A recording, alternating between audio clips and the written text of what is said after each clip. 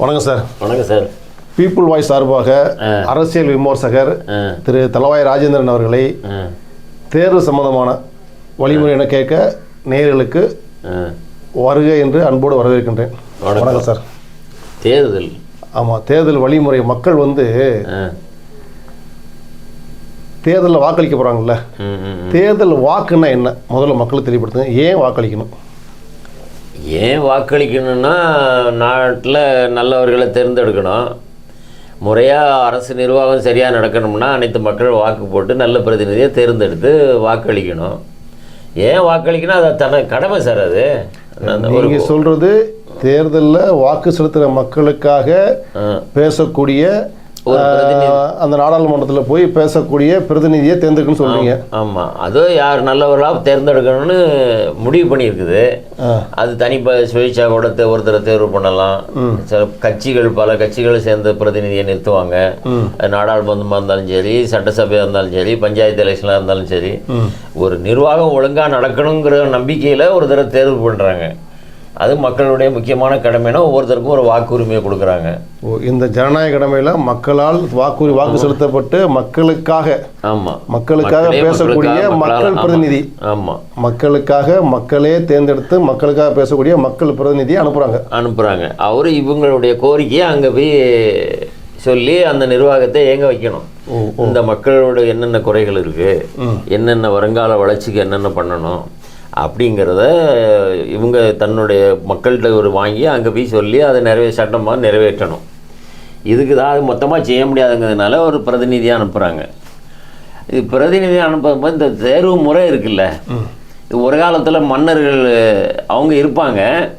இந்த மன்னர்களை இல்லை தேர்தல் முறைக்கு பிறகு முன்னாடி இந்த மக்களால் தேர்ந்தெடுக்கப்பட்டு மக்களால் வாக்களிக்கப்பட்டு மக்களால் சென்று பேசக்கூடிய நபர்கள் இப்போ உள்ள முறையை இது சரிதானா இல்லை இதுக்கு இந்த மக்கள் பிரதிநிதி என்று சொல்லக்கூடிய இந்த பிரதிநிதி மக்களுக்கு வாக்களிக்கிற முறையில் அந்த செயலை கரெக்டாக செய்கிறாங்களா? தேர்தல் முறை, தேர்தல் அமைப்பு எல்லாம் நல்லா தான் இருக்குது. அதில் ஒன்றும் குறைகள் இல்லை. இவங்க நம்பிக்கை தேர்வு பண்ணி அனுப்புகிறாங்க. அவங்க சரியாக செயல்படுறாங்களா என்பது கேள்விக்குறியாக தான் இருக்குது. இப்போ கேள்விக்குறி தான். இந்த வாக்கு தேர்ந்தெடுத்து வாக்கு சீட்டு மூலியமாகவோ இல்லை எலெக்ஷன் மிஷின் மூலியமாகவோ தேர்ந்தெடுத்து அனுப்புகிறாங்களா இந்த மக்களுக்கு? ஆமாம். இந்த மக்களுக்கு தேவையானதெல்லாம் இந்த பிரதிநிதிகள் கிடைக்கப்படுதா? எல்லாம் கிடைக்கணும்லாம் சொல்ல முடியாது. இருந்தாலும் தேர்வு முறையில் வந்த பிரதிநிதிகள் மூலமாக சட்ட ஏற்றி அது செய்யலைன்னு சொல்ல முடியாது. செய்யப்படுது. அது முறையாக மக்களுக்கு போய் சேருதா அப்படிங்கிறது தான். இப்போ ஏன் இதை மீண்டும் இருக்கிறேன்னா, இந்த மக்கள் கண்காணிக்கணும்ல. இந்த மக்களால் தேர்ந்தெடுக்கப்பட்ட பிரதிநிதி மக்களுக்காக செய்கிறாங்கன்றதை மக்கள் தொடர்ந்து கண்காணிச்சாதான். நீங்கள் உங்கள் கேள்வி கரெக்டு, சரிதான். ஆனால் மக்களுக்கு அந்த அளவுக்கு இந்த விழிப்புணர்வு வரல. நம்ம தான் ஓட்டு போட்டு அமிச்சோம், இவங்க நமக்காக வேண்டி செயல்படுறாங்களா என்னங்கிற அந்த செக்கிங் பவர் நம்ம மக்களுக்கு வரல. ஏதோ இன்னைக்கு ஒரு நாள் ஓட்டு நடக்குதுப்பா, எலெக்ஷன் நடக்குது, ஒரு 10-15 நாள் திருவிழா மாதிரி இருக்கும். இவங்களும் போய் காசு வாங்கிட்டு போடுறவங்களும் இருக்காங்க, காசு கொடுத்து வாங்குறவங்களும் இருக்காங்க. ஏதோ ஒரு கடமைக்கு அன்றைக்கி ஒரு நாள் லீவு இருக்குது, இப்போ அதுக்கு போய் போட்டுட்டு வராங்களே தவிர, இந்த ஓட்டு போட்டு நம்ம மக்களுக்கு நமக்கு எல்லாம் நிறைவேறுதா என்ன ஏதுன்னு சாதாரண மக்கள் அப்படி ஒன்றும் ரொம்ப படித்தவங்களும் அப்படி தான் இருக்காங்க, படிக்காதவங்களும் அப்படி தான் இருக்காங்க. அது ஒரு கடமை. அன்றைக்கி போய் போட்டோன்னா அது எல்லா மக்களும் 100க்கு 100 போடுறாங்களான்னா இல்லை. அதிகபட்சமாக போனால் 80%, 65% இப்படி தான் ஆகிட்டு இருக்குது தவிர, நீங்கள் கேட்குற மாதிரியெல்லாம் மக்களுக்கு நம்ம நடக்கலையானா அதெல்லாம் அவங்க பார்க்குறதே இல்லை. அப்படி பார்த்துருந்தா நீங்கள் கேட்குறீங்களா இப்போ கேள்வி, மக்களுக்கு எல்லாம் நடக்குதான்னு, அதெல்லாம் ஒழுங்காக நடந்துருக்குமே. இந்த மக்களுக்கு விழிப்புணர்வு இல்லையே, விழிப்புணர்வு இல்லை. அதனால தான் இப்போ என்ன சொல்கிறோம்னா, இந்த விழிப்புணர்வு இல்லாத காலத்தினால தான் எல்லா மக்களுக்கும் வாக்குரிமை என்பது எப்போ வந்தது, அதுக்கு முன்னாடி யார் மட்டும் வாக்களித்தார்கள், யார் மட்டும் வாக்களிக்கணும்னு சொல்லிட்டு ஒரு சட்டம் இருந்துச்சு. இதில் இப்போ அப்படி பார்த்தா உலகத்தில் முன்னோடிகளில் நம்ம உருத்திரமேரில் ஒரு கல்வெட்டு சொல்கிறாங்க. அதில் அப்புறம் நெல்லை மாவட்டத்தில் மானூரில் ஒரு கல்வெட்டு இருக்குன்னு சொல்கிறாங்க. அது பாண்டியர்கள் காலம், இது சோழர்கள் காலம். என்னன்னா இங்கே குடவோலை முறைன்னு ஒன்று இருந்ததுங்கிறாங்க. ஓ சரியா, நம்ம தமிழ் மன்னர்கள், சோழர்கள், பாண்டிய மன்னர்கள் ஆண்ட காலத்தில் இதெல்லாம் இருந்துன்னு சொல்கிறாங்க. உலகத்திலே இதுதான் முன்னோடிங்கிறாங்க குடவோலை முறை ஒருத்தரும் இருந்தது. அதில் என்னன்னா அவர் 4 வேதங்கள் தெரிஞ்சிருக்கணும். யாரு இந்த வேட்பாளராக நிக்கிறவரு, வேட்பாளராக நிக்கிறவருக்கு 4 வேதம் தெரிஞ்சிருக்கணும். அப்ப அங்க யாரு இருப்பா? ஓ சரி. அது முக்கியமானது. அவர்கள் வாழ்நிலையை எல்லா காலத்திலும் தக்க வைத்து கொண்ட ஒரு இனம் அதற்காக வேண்டி அமைக்கப்பட்டதுன்னு வச்சுக்கோங்களேன். ஆனாலும் இந்த குடவரை முறை என்னன்னா, அவர் 4 வேதம் தெரிஞ்சுக்கணும், சொந்த வீடு இருக்கணும், எதுவும் தப்பு தண்டால் பண்ணியிருக்க கூடாது, வரி கட்டியிருக்கணும். ஓ வரி கட்டியிருக்கணும். ஆமா, தண்டங்க 4 வேதம் தெரிஞ்சிருக்கணும், வேதம் தெரிஞ்சுக்கணும். ஏதாவது தண்டனை கட்டி அந்த தண்டம் கட்டி இருக்க கூடாது. அவர் அதை போய் சொல்றான்ல, இவருக்கு கோர்ட்ல இவருக்கு இவ்வளவு தண்டனை, இவ்வளவு ரூபாய் அவதாரம்பா, அந்த மாதிரி அவர் எதுவும் கட்டியிருக்க கூடாது, தண்டம் கட்டிருக்க கூடாது. ஆமா, இது முக்கியமான விதி. அவர் ஒழுக்கமானவரா இருக்கணும். ஒழுக்கமானவர். ஆமா, இதுல முக்கியமானது என்ன, 4 வேதம் தெரிஞ்சிருக்கணும். சரி, 4 வேதம் தெரிஞ்சுக்கணும். இந்த தண்டம் கட்டுறது இவர் மட்டும் தண்டம் கட்டியிருந்தா இப்போ நிக்க கூடாதா? இல்ல இவரை சார்ந்தவர்கள், இவர் மனைவி, குடும்பத்துல யாரு இருந்தாலும், குடும்பத்துல மனைவி, பிள்ளைகள், மச்சான், யாருக்காரங்க இருந்தாலும் அதுக்கு இவருக்கு எலிஜிபிள் கிடையாது. அவர் தேர்தல் நிக்க முடியாது. ஆமா, அவர் அன்ஃபிட். எப்படி தேர்வு பண்ணாங்கன்னா, ஒரு குடத்துல இந்த யாரெல்லாம் நிக்கிறாங்க, வேட்பாளர்கள் எல்லாம் நிப்பாங்க, ஒரு குடத்துல உள்ள போடுவாங்க. அந்த குடத்துல என்னன்னா, ஒரு குழந்தைய விட்டு எடுக்க சொல்லலாம். அந்த குழந்தைக்கு வந்து அது இரவும் பகலும் தெரியாத குழந்தையா இருக்கணுமா. இரவும் பகலுனா என்ன, இரவுனா என்னன்னு தெரியாத குழந்தைய விட்டு கொடுத்து அந்த குழந்தைய விட்டு எடுக்க சொல்லும் போது அது ஒருத்தர் கையில அந்த ஓலையை வைக்கணும். அவர் கையை விரிச்சு வச்சிருப்பாரு, மூடியெல்லாம் இருக்கக்கூடாது, எல்லாம் திறந்த வெளியே. இப்போ சொல்றாங்களா, எல்லாம் திறந்த இதா இருக்கணும்பா, ஓப்பன் மைண்டுன்னு. அவர் எடுத்து அதை வாசிப்பாரு. அவரும் அவர் தேர்வு எடுக்கப்பட்ட பிறகும் 3 முறைக்கு மேல அவர் வர முடியாது. ஓ அப்படி குடவுள முறையில் குழந்தையால் தேர்ந்தெடுக்கப்பட்டவர் 3 முறைக்கு மேல அவர் வேட்பாளர் நிக்க முடியாது. ஆமா, அவங்க உறவினரும் வரக்கூடாது. அவங்க அண்ணன் தம்பி மச்சான் இந்த மாதிரி உறவு முறை இருக்காங்கல்ல, அவங்களும் அதில் நிற்கக்கூடாது. அந்த தேர்வில் குடவலை முறையில் அவருக்கு அப்புறம் நிற்கக்கூடாது, நிற்கக்கூடாது. இவர் இந்த பதவி வகிக்கிற காலத்தில் ஏதாவது அந்த காலத்திலேயே சொல்றாங்க கையூட்டுன்னு, இப்போ சொல்றாங்களே லஞ்சம் கையூட்டு, அது வாங்கியிருந்தா சுத்தமாக பதவி போயிடும். அப்பயே பதவி போயிடும். ஆமாம் ஆமாம், அதுக்கு மேலே அவர் அதுக்கப்புறம் பதவி இன்னொரு தடவை கூட போட்டி போட முடியாது. அப்படி ஒரு கண்டிஷன் தமிழ்நாட்டில் இருந்திருக்கு. ஆனால் என்னென்னா, அதில் ஒரு முக்கியமான இதுன்னா, யார் வேதம் தெரிஞ்சவர் அவள் தான். வேதம் தெரிஞ்சவர் அவர் வேதம் மட்டும் தெரிஞ்ச பார்த்தாது, அந்த வேதத்தை வந்து மக்களுக்கு சொல்லக்கூடிய அளவுக்கு அவருக்கு அந்த ஆற்றல் இருக்கணும். ஆமாம் ஆமாம். சரி, அந்த காலகட்டத்தில் இப்போ இந்த செஷன்ஸ் கோர்ட்டு, கீழ் கோர்ட்டு, மேல் கோர்ட்டு, ஹை கோர்ட்டு, உச்ச கோர்ட்டு இருக்குல்ல, அப்போ அது மாதிரி அந்த காலகட்டத்தில் வேட்பாளர் தேர்ந்தெடுக்கப்பட்டவர், வெற்றி பெற்றவர் மேல்முறையீடு பண்ணி என்ன போயிருக்காரா? அதெல்லாம் ஒன்றும் கிடையாது. அப்பெல்லாம் கிடையாது. அந்த பஞ்சாயத்து என்ன முடிவு பண்ணுது அதோட கறி. பஞ்சாயத்து முடிஞ்சு கீழ் கோர்ட்டு, ஹை கோர்ட்டு, இந்த மாதிரி இங்கே ஒரு தீர்ப்பு அங்கே ஒரு தீர்ப்பெல்லாம் கிடையாது. ஒரே தீர்ப்பு தான். அப்படிதான் இருந்தது. இது என்னன்னா, இங்கே இது சொல்றாங்க. ஆனால் 17ஆம் நூற்றாண்டில் தான் யூரோப்பியன் கண்ட்ரீஸ்ல இந்த தேர்தல் முறை வருது. அங்கே எதுக்கு வந்ததுன்னா, மன்னர் இருப்பாரு, ஆனா அந்த மன்னரை யாரு ஆட்டி படைப்பாருன்னா அந்த மத தலைவர் தான். அவரு என்ன சொன்னாரோ அவரு சொல்ல கேட்டுதான் அந்த மன்னரை ஆட்சி நடத்தணும். இது இந்தியாவிலையும் இந்த சில மதத்தலைவர்கள் இருந்து ஆட்சி பண்ணியிருக்காங்க.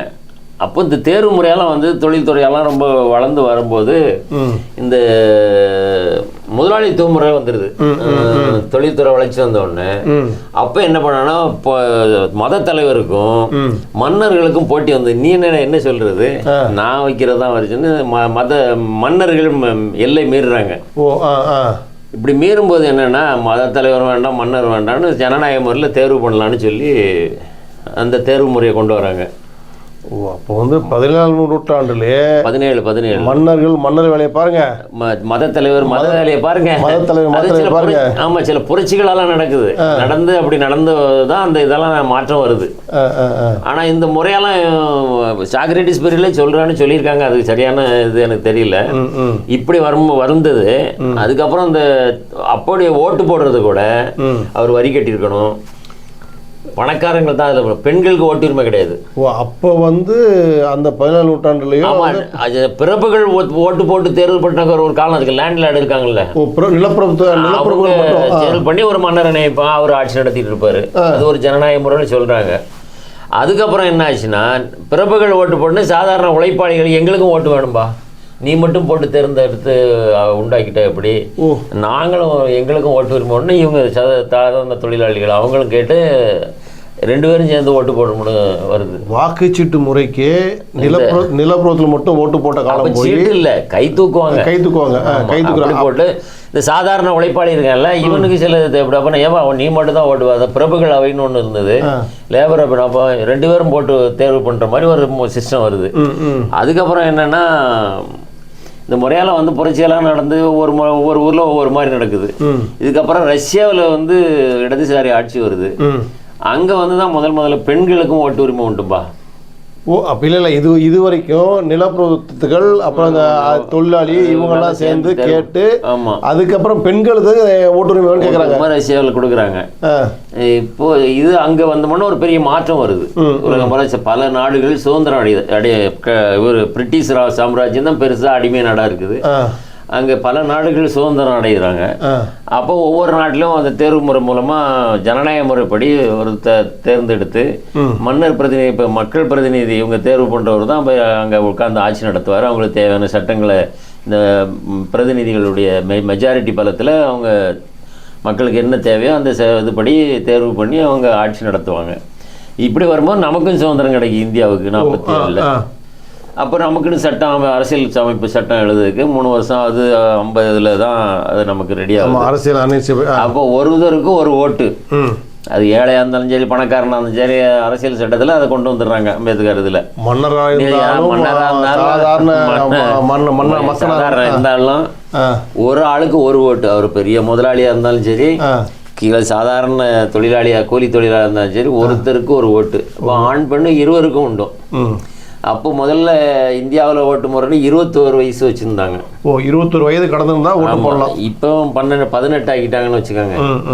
அப்போ எம்எல்ஏ நிற்கிறதுக்கு 30 வயசுன்னு நினைக்கிறேன், அந்த எம்பிக்கெல்லாம் 35 வயசுன்னு நினைக்கிறேன். இப்போ இந்த இது வந்தோன்னு கொஞ்சம் குறைச்சிருக்காங்க. இது வந்து இந்தியாவில் இப்போ தேர்வு முறை. இந்த மக்களுக்கு நம்ம சொல்ல வேண்டியது என்னன்னா, வாக்களிக்கிறதுக்குன்னே இவ்வளவு போராடி மன்னர்கள் மட்டும் வாக்களிச்சு அப்புறம் பெரிய போராட்டத்துக்கு அப்புறம் தான் அந்த ஜனநாயக முறை வந்திருக்கு. நிலப்பிரபுத்தில் கலந்துக்கிட்டு அதுக்கப்புறம் நிலப்பிரபுத்துவ தொழிலாளியும் போராடி தொழிலாளிக்கு வந்து அதுக்கப்புறம் பெண்களை உள்ள கொண்டு வராங்க கடைசி கட்டமா. அப்ப இவ்வளவு போராடி தான் வாக்கு சீட்டு கிடைச்சது என்பது மக்களுக்கு தெரியுமா? அந்த வரலாறுலாம் அவங்களுக்கு என்ன தெரியும்? அது ஏன்னா அவங்களுக்கு தெரியாது. இந்த ஜனநாயக கடமையில் நீங்கள் பிரதிநிதித்துவம் வாங்க ஓட்டளிக்கிறதுக்கு இவ்வளோ போராடி தான் உங்களை வந்து ஓட்டளிக்கிறதுக்கு உரிமை கொடுத்துருக்காங்க. இப்பேற்பட்ட உரிமையை நீங்கள் வீணாக்கிடக்கூடாது. யாரோ ஒருத்தர் ஏதோ ஒரு லாபத்துக்காக உங்களுக்கு எதனா கொடுத்தாருன்னா அதை வாங்கிட்டு அவருக்காக போடாதீங்க. யார் நல்லவர், நல்ல உங்களுக்காக உழைக்கக்கூடியவர் யார், அவரை தேர்ந்தெடுத்து நல்ல ஆட்களை அனுப்புங்க அப்படின்னு தான் பீப்புள் வாய்ஸ் சார்பாக நம்ம நீங்கள் சொல்கிறீங்க. நம்ம மக்களுக்கு தெரியும். இங்கே மக்களே கரப்ட் ஆகிட்டாங்களே, இங்கே தெளிவுபடுத்துங்க. மக்கள் வந்து குற்றவாளி ஆனாங்களா இல்லை தேர்ந்தெடுக்கப்பட்ட பிரதிநிதிகள்லாம் சேர்ந்து குற்றவாளி ஆக்கினாங்களா? பிரதிநிதிகள் குற்றவாளி, அவர் மக்களே குற்றவாளி ஆக்கிட்டாரு. ஓ நான் வந்து நீ வந்து என்ன கேட்கப்பட, நீ என்ன காசு வாங்கி தானே ஓட்டு போட்ட, நீ என்ன கேள்வி கேட்கறது? ஆமாம், இது சம்மந்தமா நம்ம எம்ஆர் ராதா தெளிவாக சொல்லியிருப்பாரு. 10 ரூபா என்ன ஓட்டு போட்டேன். ஆமாம், அதில் அந்த கிளிப்பில் அவங்களுக்கு வந்து அந்த மக்கள் தேர்ந்தெடுக்கணும், மக்கள் பார்க்கணும். இந்த மக்களுக்கு இந்த வாக்கு செலுத்துறது என்பது இந்த மக்களுக்கு அதை புரிய வந்தாலே தவறான பிரதிநிதிகள் வரமாட்டாங்க, வரக்கூடாது. ஆமா, இப்ப மக்களையும் கரெக்ட் ஆயாச்சு, இவனையும் திருத்தணும், இவரும் திருந்தணும். இப்ப இதுல இந்த இவரு மணிவண்ணன் ஒரு படத்துல சொல்லுவாரு, எதாவது கேப்பா, ஏடா என்னைக்காவது நீ என்னை பார்த்து எதாவது கேட்டியாடா, இதெல்லாம் ஏன்டா செய்யறேன்னு அப்படிம்பாரு. ஓ அப்போ இதில் வந்து திரைப்படங்கள்ல நிறைய சம்பந்தமா மக்களுக்கு தெளிவுபடுத்திருக்காங்க. ஆமா ஆமா, ஆனா இருந்தாலும் மக்கள் வந்து கேட்டியா நீ என்னை பார்த்து, நீ இப்போ வந்து கேட்குற அப்படிம்பாரு. அப்போ இவங்களுக்கு என்னன்னா, இன்னும் இந்த சில பகுதியில் அரசுக்கு வந்த உடனே அதிகார பலத்துல சில பேர் மிரட்டுறாங்க போய். இப்போ வந்து இப்ப தற்சமயம் சொல்லுங்களேன், இடி வச்சு என்ன வேலை பண்றாங்க, ஐடியை வச்சு என்ன வேலை பண்றாங்க. அதே மாதிரி லோக்கல்ல என்ன இருந்ததுன்னா, இப்ப ஆரம்ப காலத்துல நம்ம இந்தியாவில பேலட் பேப்பர் இருந்தது. ஒரு சீலை குத்துவாங்க, போய் பெரிய பெட்டி இருக்கும், அதில் போடுவாங்க. அது எண்ணும் போது அந்த சின்னத்தில் உள்ள இங்கு இதில் பட்டிருந்தாலே செல்லாத ஓட்டுன்னு தூக்கி போட்டுருவாங்க. இந்த மாதிரி ஓட்டு போய் பூத்து கேப்சர்னு ஒரு பக்கம் நடந்தது. அவங்க அந்த ஊர்ல ஒரு முக்கியமான ஆளு இருப்பாரு, நான் சொல்ற ஆளு தான் ஓட்டு போடணும் அப்படின்னு மிரட்டி அந்த ஊரே ஏற்பாடு பண்ணுவாங்க. வாக்கு பெட்டி அழுட்டு போய் அவங்க தேவையான வாக்கு குத்தி கொண்டா போட்டுறது. ஆமா, இல்லைன்னா வர விடாம இவங்களே குத்திக்குவாங்க. இந்த சிஸ்டம் இருந்துச்சு. சரி, இதெல்லாம் இருக்குன்னு தான் நம்ம இவிஎம் எல்லாம் கொண்டு வந்தாங்க. இல்லை, உங்க இவிஎம்மா?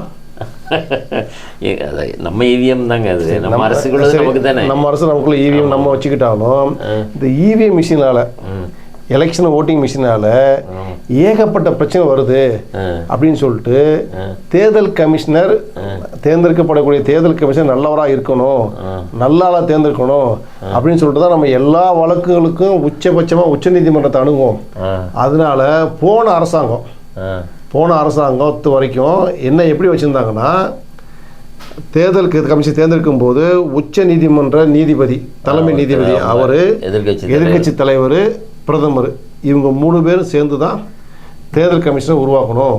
ஏன்னா அது தனி அதிகாரம் பெற்ற அமைப்பு, அதுக்கு நல்ல ஆளாக இருக்கணும்.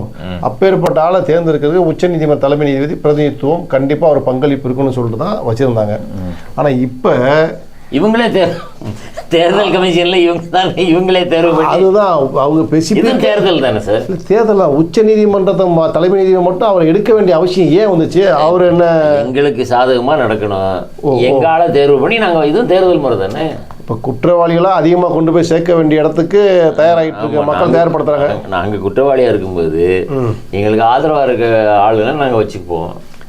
இதுவும் தேர்வு தானே சார். குடவோலை முறை சொன்னீங்கல்ல, ஆமாம், அந்த குடவோலை முறை இருந்தா எத்தனை எம்பிகள் அட்மிட் ஆவாங்க? ஒருத்தரும் தர மாட்டாங்க.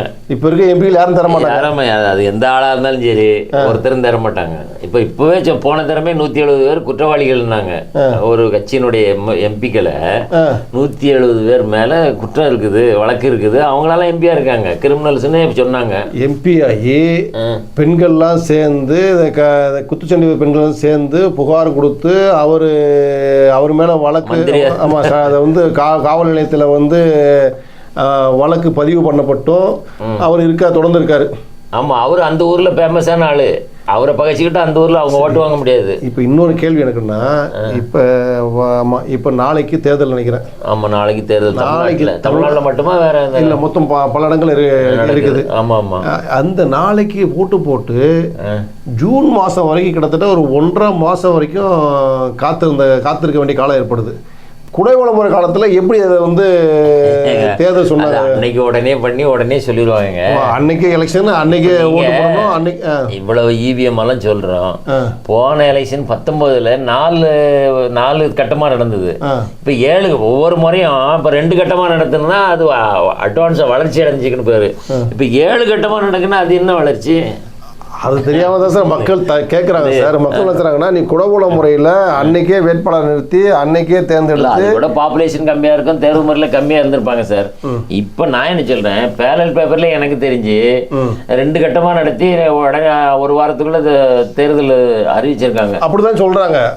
அந்த முதல் தேர்தலில் கூட அட்வான்ஸாக இல்லாத சமயத்தில் கூட இது பேலட் பேப்பரில் 2 கட்டத்தில் தேர்தல் அறிவிச்சதெல்லாம் நான் பார்த்துருக்கேன். இப்போ என்னடா இவ்வளவு அட்வான்ஸ் ஆகி இவ்வளவு நவீனமயமாகி 7 கட்டமா நடக்குதுன்னா, இப்போ அறிவாளிகளுக்கு, சில சாதாரண மக்களுக்கு சந்தேகம் வருது. இது முறை இவ்வளவு நாள் ஏன் வைக்கிறாங்க, இதுல எதுனா உள்ள கோல்மால் பண்ண முடியுமா? அதுக்கு இருக்குது. அதுக்கு நம்ம ஐயநாதனே ஒரு புத்தகம் எழுதியிருக்காரு. அதை நிறைய பேர் படிக்கல.